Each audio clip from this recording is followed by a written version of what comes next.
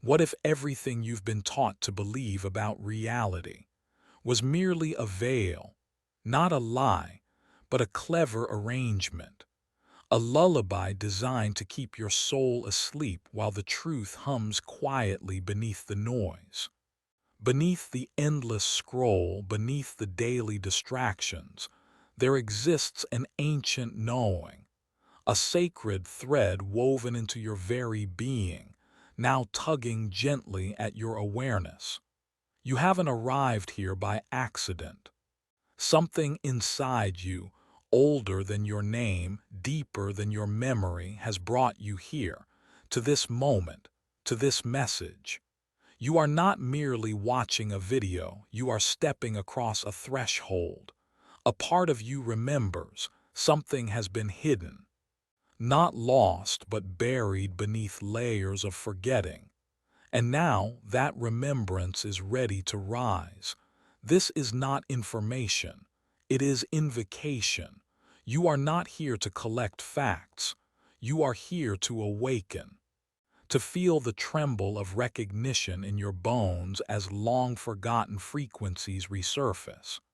You are here to remember that reality is not fixed, it is responsive, that the symbols you once dismissed as myth may, in fact, be your soul's original language. So take a breath, let it stretch wide across your chest, release everything you think you know, set aside the lens of logic. What comes next is not a lesson, it is a return. Welcome to Secrets Beyond Archive. The ritual begins now. They were never meant to be studied like ordinary texts, not meant to be interpreted, debated, or even fully understood through logic alone. The emerald tablets were carved not for the intellect, but for the soul. They speak in a language that predates language, a vibration that moves beneath meaning, behind metaphor. And once you hear it, not with your ears but with your remembering, you never unhear it. Imagine an ancient signal buried deep beneath time, a pulse etched into the silence of centuries, waiting not for discovery but for resonance. That is what the tablets are. A frequency encrypted in stone, designed to awaken the soul from its long forgetfulness. Every symbol, every pattern is a ripple through the field of your inner knowing. It doesn't explain, it activates. It doesn't teach, it reminds. But here's the conflict. We live in a world trained to dismiss such things. We've been conditioned to trust only what can be measured, weighed, dissected. We scan, we scroll, we skim. In that rhythm, the tablets fall silent. Because their truths don't shout, they hum. They require stillness, attention, presence, three things the modern world has made painfully rare. The system thrives on distraction. It's not that these tablets were lost. They were hidden in plain sight, buried not beneath sand but beneath forgetfulness. If their power had been fully grasped, they would have shattered the illusion of power itself. Because a person who remembers who they are truly can't be controlled, can't be bought, can't be broken. This is not about mythology. Thoth isn't a relic of dead religion. He is the name we've given to a consciousness stream that still moves, still calls, still instructs, just not in words. When you read the tablets with your entire being, you're not reading. You're realigning. You're syncing with a deeper current of your own design, a blueprint your DNA still holds in quiet memory. That's why you didn't find this video by accident. On some level, a part of you has been seeking this vibration, even if you didn't have words for it. And the tablets, timeless, patient, have been waiting, not to be studied but to be experienced, not to be decoded but to be felt. You may not understand everything at first. That's okay. Their truths unfold in layers, in waves, as your frequency adjusts. What matters is this. If you feel something stirring, an ache, a recognition, a stillness, that is not imagination. That is remembrance, the beginning of your return, because the tablets are not outside of you. They are the part of you that never forgot, calling out from the silence you've been taught to fear. And now, perhaps for the first time, you're ready to listen. What if the world around you wasn't happening to you, but echoing from you? We are taught to see reality as something fixed, external, and indifferent. We're told that life is a sequence of cause and effect, driven by external events, ruled by luck, shaped by systems we don't control. But the ancient wisdom whispers something very different. It tells us that reality is not something we live in. It's something we're projecting moment by moment through the invisible architecture of our own frequency. As above, so below. As within, so without. It's more than a phrase, it's the foundational law of correspondence, a metaphysical blueprint that governs not just mysticism, but every lived moment. It means the sky is not separate from your breath. The stars are not distant, they are mirrored in your very cells. The war in the world and the unrest in the heart are not two stories, they are one vibration. Your thoughts are not private. They are electromagnetic currents pulsing through the field of your life. Every belief you hold, every emotion you suppress, every desire you deny, all of it reverberates outward. The universe listens not to your words but to your resonance. Thought becomes emotion, emotion becomes vibration, and vibration becomes experience. You don't attract what you want, you attract what you are.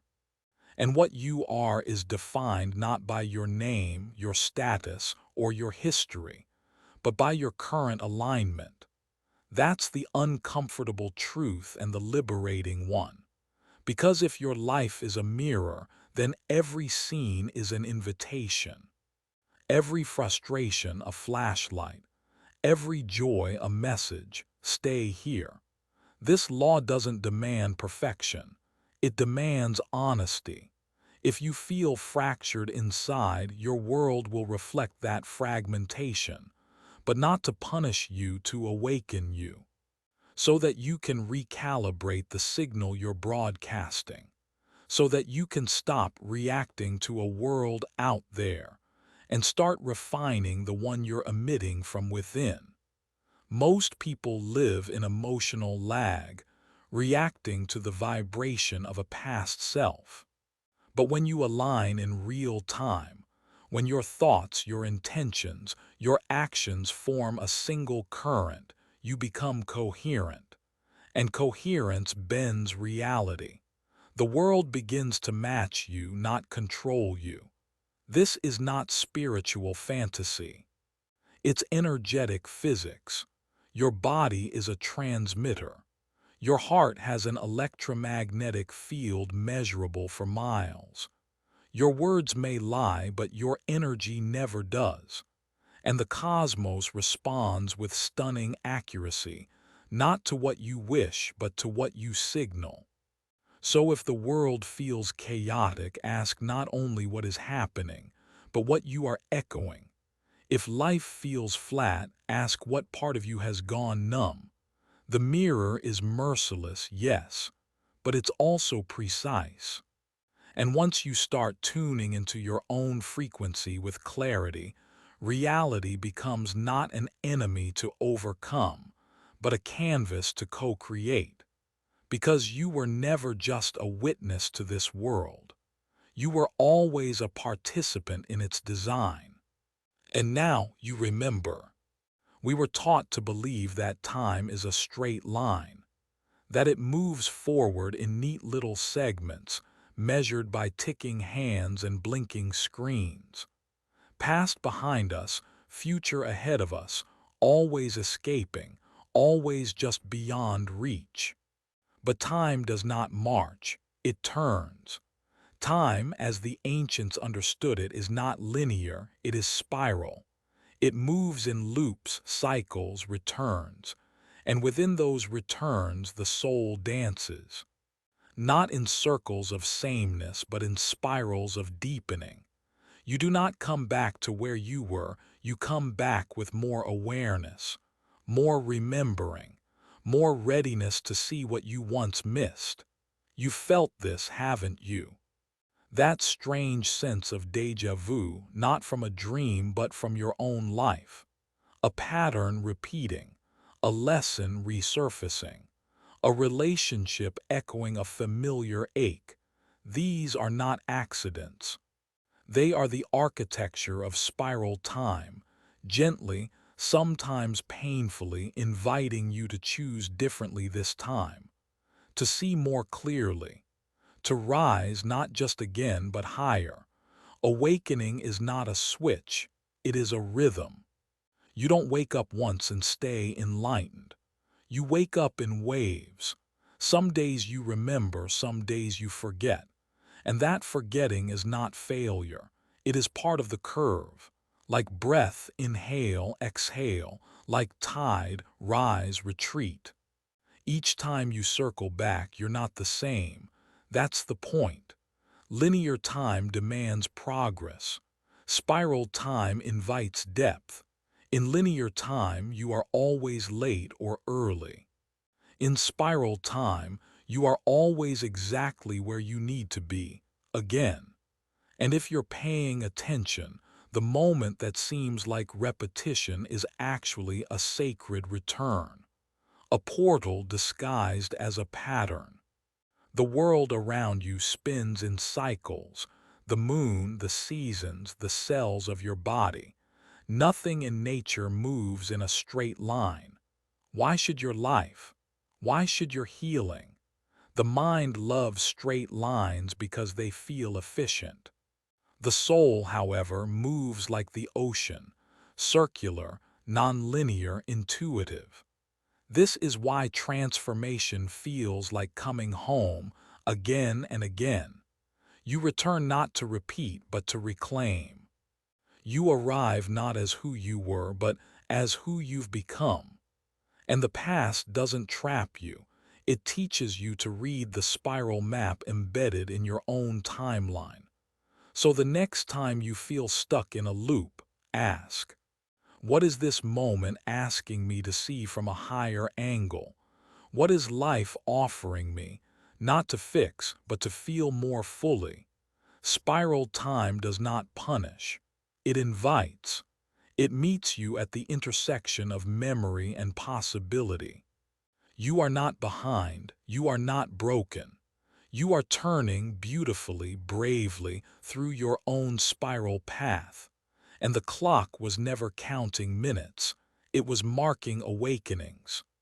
Beneath the dust of ruins and the silence of ancient stone, there is a memory, alive, intact, and pulsing.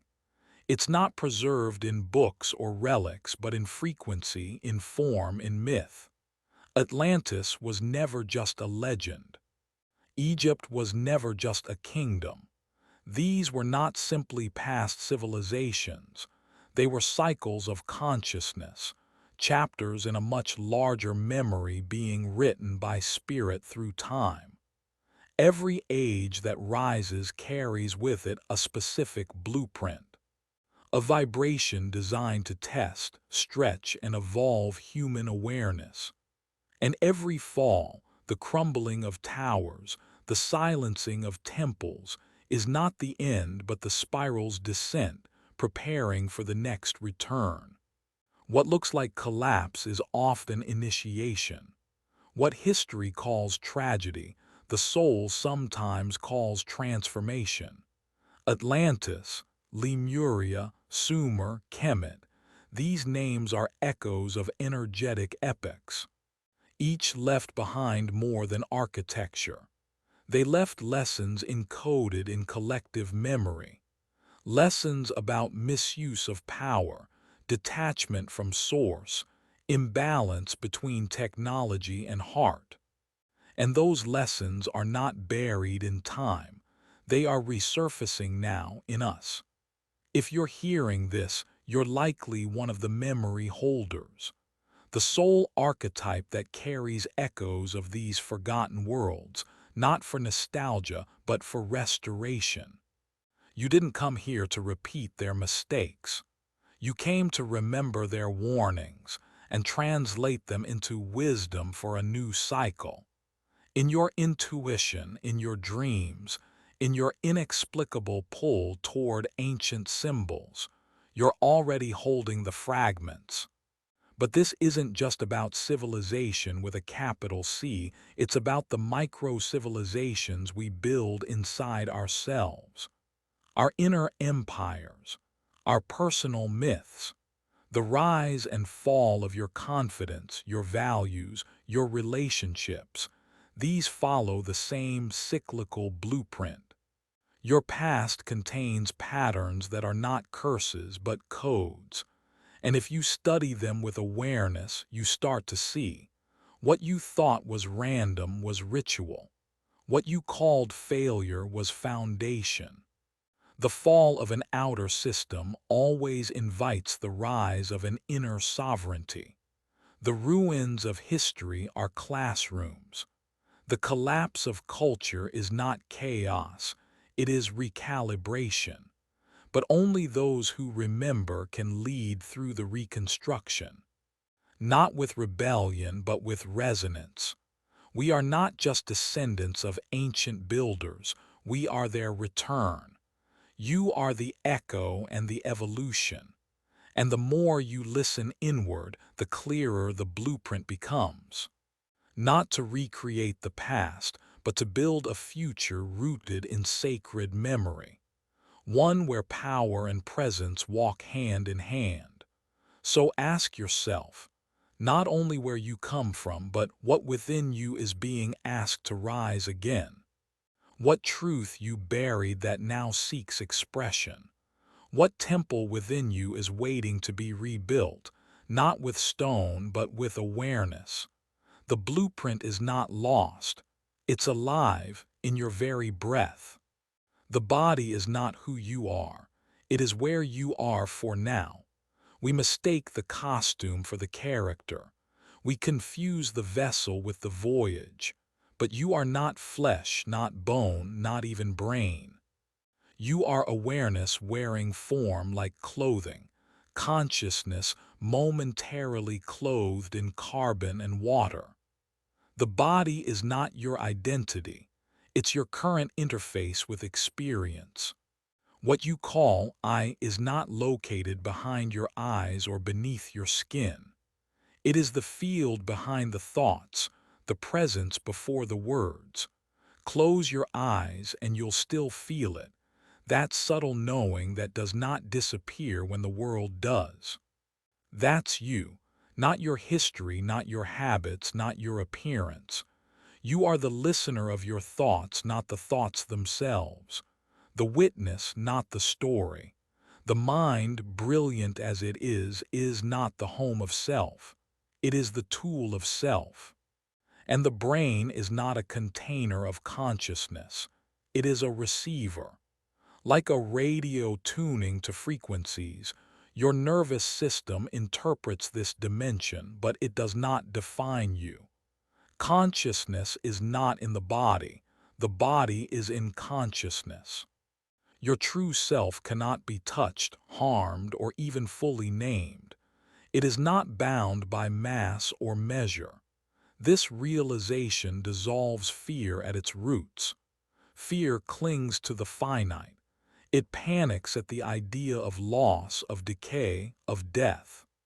But when you realize you are not the perishable structure, but the awareness watching it all unfold, death loses its grip. Fear becomes less a signal of danger and more a whisper from the false self losing control. Society teaches you to identify with labels: gender, job, belief, body. But what happens when those are stripped away? Do you disappear, or do you become even more clearly yourself? The more you release attachment to form, the more you remember your original state, pure being, unconfined, unafraid. This doesn't mean the body is irrelevant. It is sacred, miraculous, a bridge between dimensions. But it is not the driver. It is the vehicle. And just as you wouldn't mistake your car for your identity, you no longer need to let your body define your worth, your power, or your potential. Your essence was never meant to be reduced to appearance, age, or performance. The soul doesn't shrink with time, it expands. And every breath, every pause, every moment of stillness is a chance to step back into that knowing. To remember that you are not here to look a certain way or to fit into a frame. You are here to radiate from the inside out, to live as presence wrapped in human form. The more you embody this truth, the less life becomes a struggle to prove something, and the more it becomes a dance of remembering. The body may walk through space, but you move through dimensions. You are the witness, the awareness, the vast unnameable mystery behind the eyes. And that, finally, is freedom. The most powerful technology is not made of metal. It doesn't glow, beep, or require a password. It isn't sold, patented, or taught in schools. The true technology, the one that shapes your reality in real time, is vibration. And you are its instrument. Every thought you think hums. Every word you speak transmits. Every action you take sends a signal, not just outward but inward, reverberating through your nervous system, your electromagnetic field, and the quantum fabric of everything around you. Vibration is not just sound, it is state. It is intention in motion, and it builds the blueprint of what you experience as real. This is not poetic mysticism. It is energetic mechanics. When your intention aligns with your feeling and both align with your action, you enter resonance. That resonance changes your frequency, and your frequency determines what you attract, repel, or manifest. This is the missing instruction manual for human life. Not manifesting through willpower but through coherence. The ancient ones knew this. They chanted, drummed, breathed in patterns, not for entertainment but for calibration. Sacred sound wasn't art, it was alignment. Mantra wasn't about meaning, it was about tone, tempo, frequency. These were not rituals of superstition, they were technologies of the soul. And now you are invited to remember. When you meditate not in silence but in vibration, humming, toning, letting sound move through your body like breath, you don't just relax, you retune. When you breathe in rhythmic cycles, inhale 4 counts, hold, exhale 4, you're not just calming your mind. You're resetting the signal you're broadcasting to reality.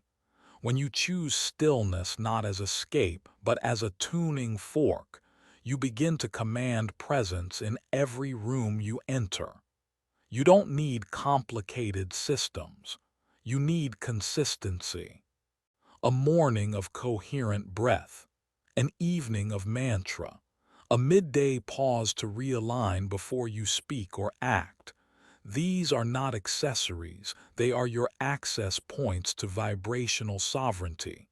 And here's the key: vibration doesn't lie. You can say all the right things, read all the right books, post all the right quotes, but if your inner frequency is out of tune, The universe doesn't respond to your words. It responds to your signal. It mirrors your resonance with brutal honesty and infinite precision. When your life feels stuck, distorted, or out of sync, don't ask what's wrong. Ask what's misaligned. What intention needs clearing? What emotion needs expressing? What action needs congruence? Because alignment isn't just a feeling.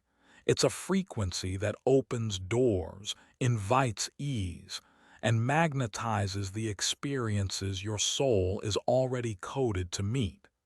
This is the true technology, not in machines, but in the space between your breath, in the rhythm of your voice, in the unspoken pulse that moves through you when you are fully, consciously alive. You are not here to consume reality. You are here to co-create it, one vibration at a time. Distraction is not an accident. It is the strategy. The system doesn't need you to agree. It just needs you to stay busy. If you are too overwhelmed to question, too exhausted to feel, too entertained to notice, then control is complete. The matrix isn't a prison you see. It's a noise you cannot hear beyond. We are surrounded by 1,000 voices vying for our attention. Notifications, news feeds, endless tasks, artificial urgency. It all whispers the same thing. Don't be still, because in stillness you begin to see. And what you see you cannot unsee. Stillness cracks the illusion. The matrix thrives when you're always reacting, never reflecting. When your day is consumed by loops of input, reaction, output, repeat. No space to breathe. No space to ask, is this mine? Is this me? Is this even true? But stillness is rebellion. In a culture built on speed, choosing silence is a sacred interruption. When you sit in quiet, not seeking, not scrolling, not escaping, something ancient awakens. You begin to hear your own signal beneath the static. You start remembering what it feels like to be the observer, not the product. The real war is for your awareness, because awareness creates focus, and focus shapes reality. If the matrix owns your attention, it owns your choices. But when you reclaim that focus, even for a moment, the whole system shudders. So start there. Carve out a corner of stillness in your day. One breath, one room, 1 hour without noise. Turn off the feed. Close the loop. Let yourself come home. It doesn't need to be dramatic, it just needs to be consistent. A space that is yours. A rhythm that is slow. A moment that is real. That space becomes sacred. In it, you begin to detox from the collective trance. You feel the tension you've been numbing. You face the truth you've been postponing. And you rediscover the power you forgot you had. Because silence doesn't mean nothing is happening. Silence is where the real work begins. It is the furnace where clarity is forged. It is the mirror where illusions collapse. And the system has no defense against a human who can sit in silence without fear. This is not about isolation, it's about insulation. Protecting the sovereignty of your inner world so you can move through the outer one without being owned by it. The matrix loses power not when you fight it, but when you no longer feed it. Your attention is your currency. Your energy is your vote. Spend both with intention or they will be spent for you. In stillness, you don't escape the world. You see it clearly. And finally, you begin to choose your place in it, not from fear, but from freedom. Reality doesn't respond to effort. It responds to frequency. You don't manifest what you want. You manifest what you are. And what you are is not what you say or hope for, but the energy you consistently embody. We've been taught to chase outcomes, set goals, work harder, push through. But the truth is, the universe isn't moved by striving, it's magnetized by coherence. When your thoughts, emotions, and actions vibrate in harmony, reality bends. It shifts, not because you forced it, but because you became an undeniable match for it. Think of alignment as a tuning fork. If you strike the fork with clarity and intention, everything around you begins to resonate. But if you're out of tune, saying one thing, feeling another, doing something else entirely, you broadcast chaos. And life mirrors that.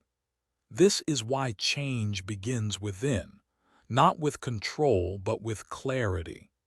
Before you speak, act, or decide, pause, check your field, ask, what energy am I entering this with? Am I in fear or trust, scarcity or sufficiency?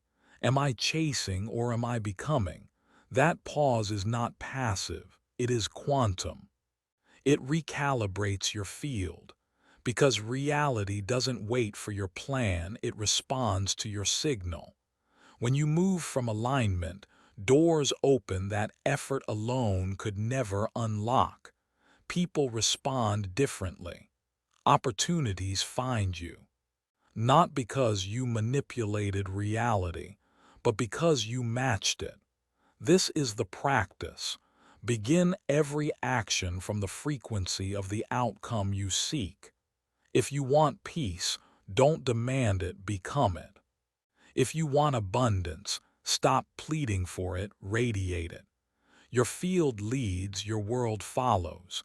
Energy precedes form, always. And this gives you incredible power, not to control others, but to become so internally coherent that the outer world has no choice but to mirror your truth. This is not performance, it's presence. It's not strategy, it's state. The shift happens when you stop asking, "What should I do?" and start asking, "Who am I being while I do it?" Because a misaligned action, even if it's technically correct, creates friction. But an aligned presence, even in silence, carries impact. This is why some people walk into a room and change the entire mood. It's not their words. It's their field. You felt it around healers, teachers, or even strangers who radiate calm. They didn't get there by force. They got there by alignment. And you can, too. So before you send that message, start that project, make that call, tune in. Shift your energy first. Align your thoughts with your truth. Let your emotions follow. Then act. Not to prove something, not to get something, but because it's already who you are. That's how you bend reality. Not by pushing harder, but by vibrating clearer. Not by chasing outcomes, but by becoming the embodiment of them. In that space, effort dissolves, resistance fades, and life begins to reflect the frequency of your most aligned self. What if no one you've ever met was a stranger? What if every encounter, every conversation, every collision was a mirror, not of the world but of you? The law of one is not a concept. It is a remembering. It is the quiet truth humming beneath all appearances. That separation is illusion, and that what we call other is simply another face of ourselves, wearing a different shape, speaking a different storyline. This isn't poetic, it's vibrational. Every person who enters your life resonates with a part of your own field. Some reflect your beauty, your wisdom, your strength. Others reflect your wounds, your resistance, your shadow. But all of them reflect. And if you pay attention, If you pause long enough to look past the personality, you'll begin to see every relationship is a teacher. Judgment fades when you understand this. How can you condemn what is simply showing you yourself? Anger becomes inquiry. Jealousy becomes instruction. Even betrayal becomes a doorway, not to bitterness, but to self-integration. The people who trigger you most often carry the key to a part of yourself you've abandoned. The people who inspire you are echoes of your own untapped potential. We are taught to divide, to protect our identity by drawing lines. This is me. That is them. But what if those boundaries are the very source of suffering? What if you could soften those edges, not to lose yourself, but to meet more of yourself in every other? To live the law of one is to walk through the world with reverence, to see behind every face the same light, expressed through a different filter. It means knowing that conflict is not opposition, it's misalignment. That forgiveness isn't weakness, it's recognition. That love isn't transaction, it's remembering. This doesn't mean tolerating harm or erasing difference. It means approaching each moment with the question, what part of me is this person showing me? What lesson is hidden in this tension? What healing is waiting beneath this connection? When you use relationship as a mirror, you stop taking everything personally. You begin to respond instead of react. You find space inside of yourself to hold both your truth and theirs.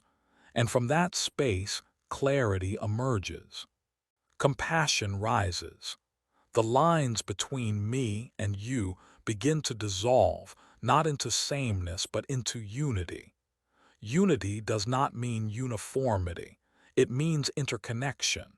It means knowing that your healing is mine and mine is yours. That when one of us remembers, all of us are nudged closer to wholeness.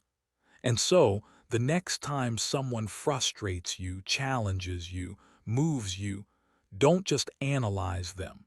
Ask what they're activating in you. What old story are they inviting you to rewrite?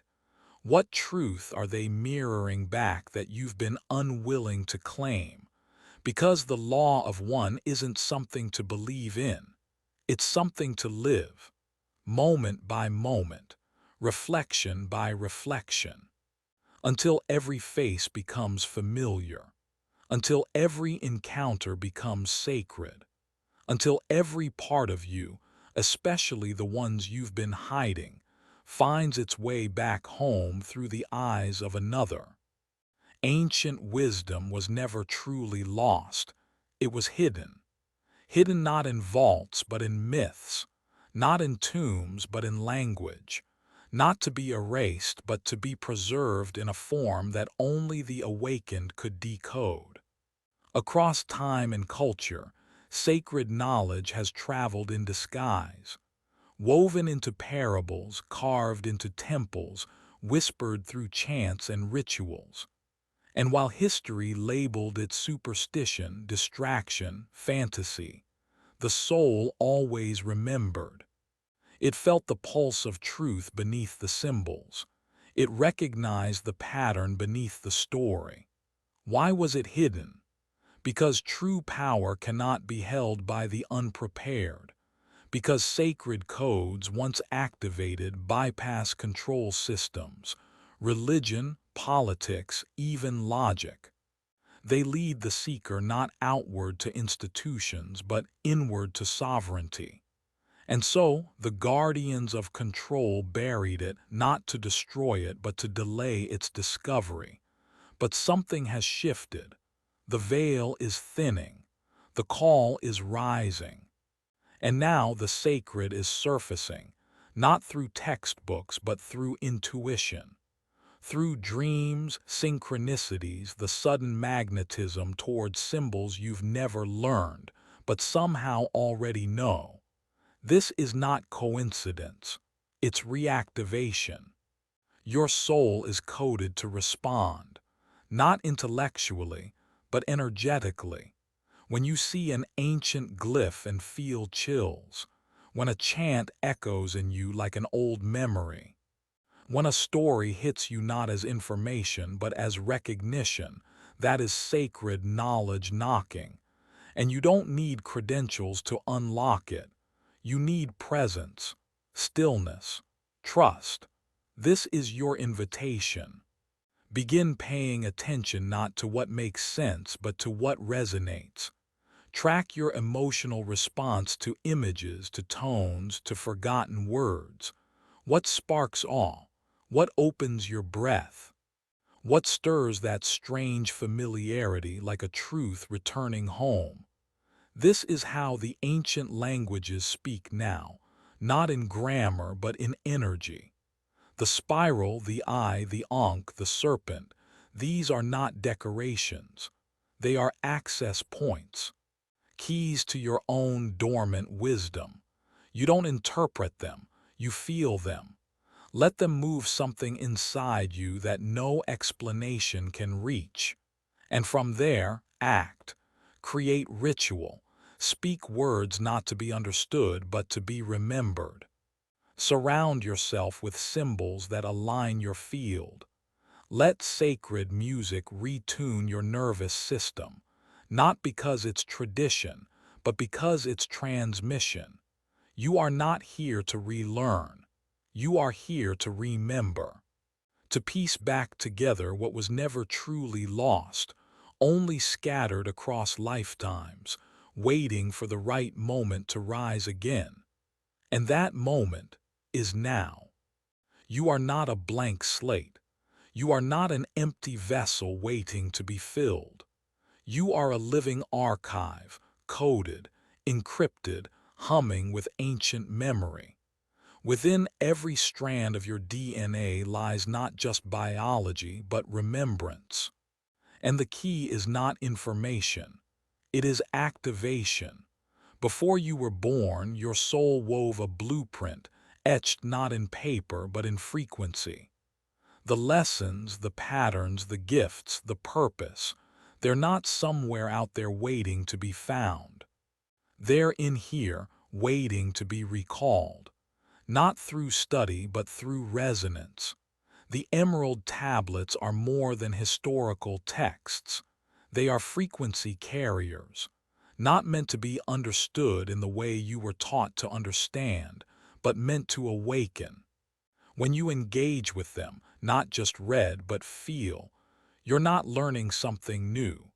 You're unlocking something ancient within your own cells.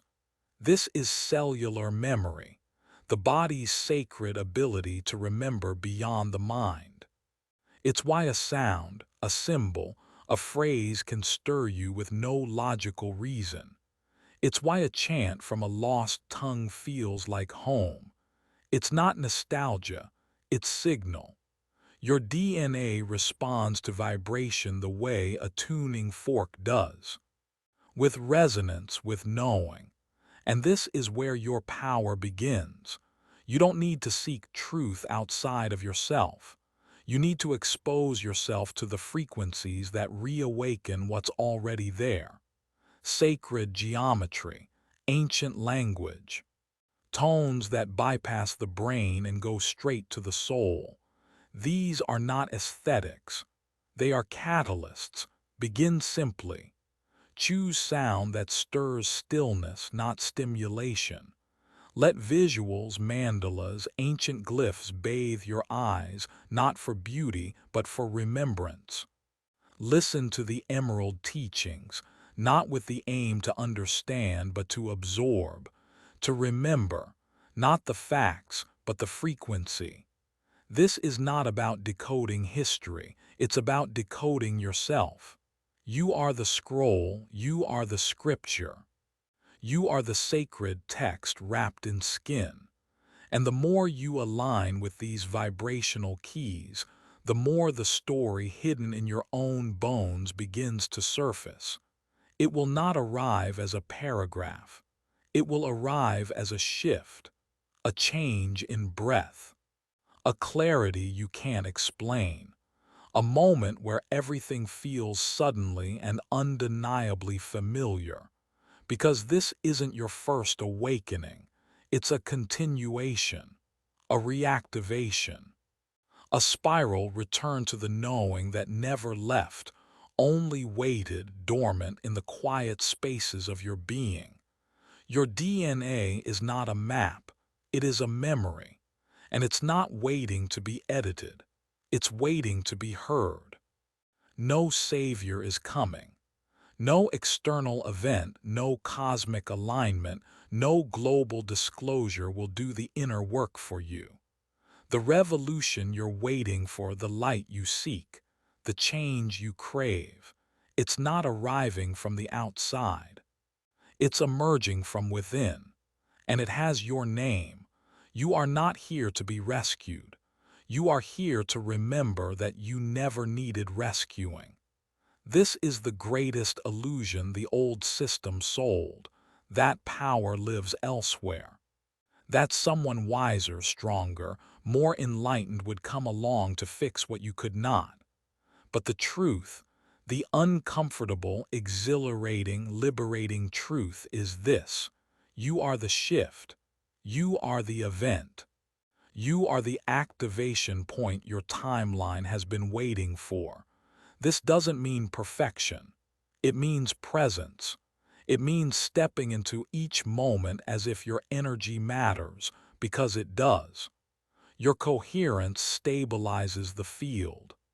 Your integrity challenges the illusion. Your very breath, when anchored in awareness, ripples out in ways your mind may never measure, but your soul knows deeply. Becoming the shift means becoming unshakable, not because life stops shaking, but because you stop reacting. You learn to respond from clarity, not conditioning, from alignment, not anxiety. And in doing so, you create a vibrational reality that others can feel, sometimes without even knowing why. This is what the old system fears. Not protest, not rebellion, but the quiet, steady power of a human being who has remembered their source and no longer seeks external permission to live in truth. The shift is not a trend. It is a return, a remembering of what was always true beneath the noise. So stop waiting. Stop asking if it's time. It is. Stop wondering if you're ready. You are. Stop shrinking in rooms that need your expansion. This is not about loud declarations. It's about silent radiance. It's about making choices moment by moment that reflect the world you claim to believe in. Not someday, not when others approve, but now, without applause, without a stage. Just you choosing to become the frequency of a future that heals rather than repeats. And when you live like that, when you show up as the embodiment of what you once only imagined, the world doesn't just shift around you. It shifts through you. You don't need a crown, you don't need a title. You need to remember who you are, why you came, and what power lives in you when you stop waiting and start becoming. You are the shift, not because it's convenient, but because it's true. Truth doesn't chase. It doesn't compete. It doesn't scream to be heard. Because real truth, timeless, undiluted, and whole, knows that when you're ready, you will find it. Or rather, it will find you. Not with noise, but with resonance. And if you're still watching this, it means something ancient within you just remembered. This is not content. This is not entertainment. This is a signal, a frequency woven through words, reaching into the softest, quietest part of you. Not to convince you, but to remind you. Spiritual remembrance does not arrive with thunder. It arrives in stillness. In that pause between thoughts, In that sudden inhale when a phrase lands deeper than expected, it doesn't age, it waits. And when your field is calm enough, clear enough, open enough, it enters like light into a window that forgot it was ever closed. Your presence here is not random. Your curiosity, your chills, your unexplainable pull to these ideas, that's your soul nodding. That's the part of you that never forgot, finally rising through the static. This isn't about belief. It's about resonance, about a call that was placed lifetimes ago, now finally being answered. So don't analyze this with your mind. Feel it. Let it settle in your breath. Let it ripple beneath your skin. Not every frequency is meant to be understood. Some are meant to be lived. You don't need to agree with everything. You don't need to have it all figured out. All you need is to stay open. Because this path, the one that begins not with a step but with a remembering, requires something deeper than intellect. It requires soul. This is not a video to consume. It's a message to carry. Not as knowledge, but as a living vibration. Let it alter your rhythm. Let it stretch your choices. Let it become the seed of a future only you can live into. And if you feel that spark, however small, honor it, water it, move from it. Because truth doesn't return for the loud. It returns for the still. It speaks not to the clever but to the clear. And now you are clear. This is your invitation, not to agree, to embody, not to follow, to remember, not just to awaken, but to remain awake. Your journey continues not with answers but with deeper questions. And we invite you to walk it not just with your intellect but with your entire soul. You've heard the call. Now live the echo.